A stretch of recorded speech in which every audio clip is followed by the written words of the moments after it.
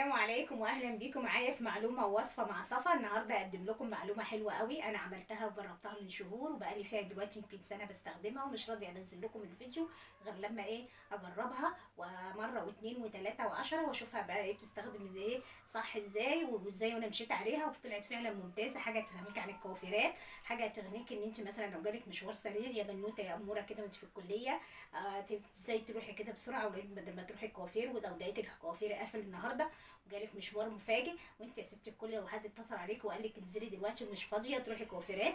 دي هتغنيك ايه؟ هي اللي هتغنيك عن كل ده؟ القلمين دول. القلمين دول بصراحه ممتازين جدا، بقالي فيهم دلوقتي يجي سنه بستخدمهم.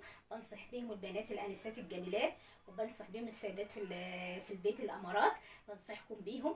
دول قلمين كويسين، انا مش جايه اعمل عنهم اعلان، انا بجد جربتهم، حاجه بصراحه ممتازه. وهقول لك ازاي دلوقتي تستخدميهم صح زي ما انا بقالي شهور كده بستخدمهم. وبصراحه وفروا عليا، مش كوافيرات يعني، وفروا عليا في الوقت يعني.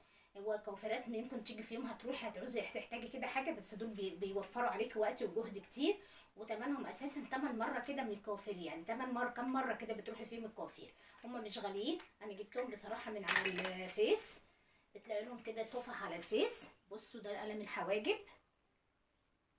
ده بستخدمه ازاي بقى؟ ده بصوا باجي كده من بره لجوه، مش تعمليش دائري، لا تاخدي من بره لجوه كده في اتجاه الشعرايه وهي ماشيه.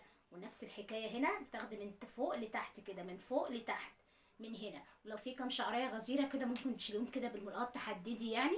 وبعد كده تمشي، تمسكي مثلا جفون كده وتمشي بقى القلم، ايه هو ده، تمشي كده من بره لجوه من بره لجوه. هو مش بتحسي بيه خالص بصراحه، مش بتحسي ولا بتحتاجي تحطي كريمات ولا اي حاجه من قبل منه. وبصراحه بيريح كتير عن موضوع الشفرات. هقول لك انا عندي الشفره الشفره دي كنت بجيبها مثلا عايزه تروحي مشوار سريع كده ومش فاضيه تروحي كوافيرات، كنا بنجيبها، بس ساعات كنت بتبقي مستعجله بتتجرحي صح، اكيد حد جربها كتير زيي.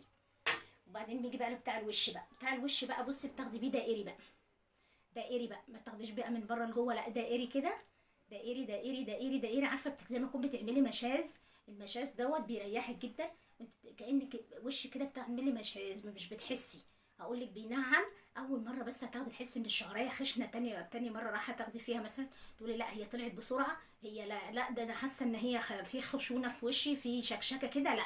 بس اول ما الشعريه بتاخد الاتجاه بتاعها ما تحسيش بيها بعد كده، وبتمشي معاكي مع القلم وما تلاقيش حاجه خالص، وتلاقي وشك وبشرتك ناعمه. يعني حاجه بصراحه ممتازه، بنصحكم بيها. وبنصح ان انا استخدمتها عن تجربه، لا اعلان ولا جايه افتكاسات. بنصح كل البنات تجربها، جميله جدا. واشوفكم في فيديو جديد ومعلومه جديده، واقول لكم كل سنه وانتم طيبين، وان شاء الله يعود علينا رمضان وعليكم بخير.